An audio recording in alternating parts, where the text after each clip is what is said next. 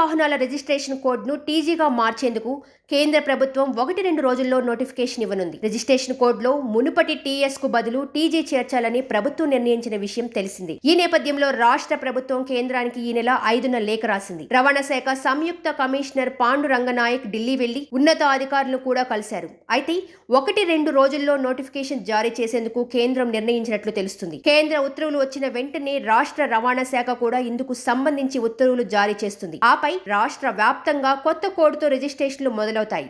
అయితే ఈ మార్పును ప్రభుత్వం కొత్త వాహనాలకే పరిమితం చేసింది. పాత వాహనాల రిజిస్ట్రేషన్ కొత్త వాహనాల రిజిస్ట్రేషన్ కోడ్ను టీజీగా మార్చేందుకు కేంద్ర ప్రభుత్వం 1-2 రోజుల్లో నోటిఫికేషన్ ఇవ్వనుంది. రిజిస్ట్రేషన్ కోడ్లో మునుపటి టీఎస్ కు బదులు టీజీ చేర్చాలని ప్రభుత్వం నిర్ణయించిన విషయం తెలిసింది. ఈ నేపథ్యంలో రాష్ట్ర ప్రభుత్వం కేంద్రానికి ఈ నెల 5న లేఖ రాసింది. రవాణా శాఖ సంయుక్త కమిషనర్ పాండు రంగనాయక్ ఢిల్లీ వెళ్లి ఉన్నతాధికారులను కూడా కలిశారు. అయితే 1-2 రోజుల్లో నోటిఫికేషన్ జారీ చేసేందుకు కేంద్రం నిర్ణయించినట్లు తెలుస్తుంది. కేంద్ర ఉత్తర్వులు వచ్చిన వెంటనే రాష్ట్ర రవాణా శాఖ కూడా ఇందుకు సంబంధించి ఉత్తర్వులు జారీ చేస్తుంది. ఆపై రాష్ట్ర వ్యాప్తంగా కొత్త కోడ్తో రిజిస్ట్రేషన్లు మొదలవుతాయి.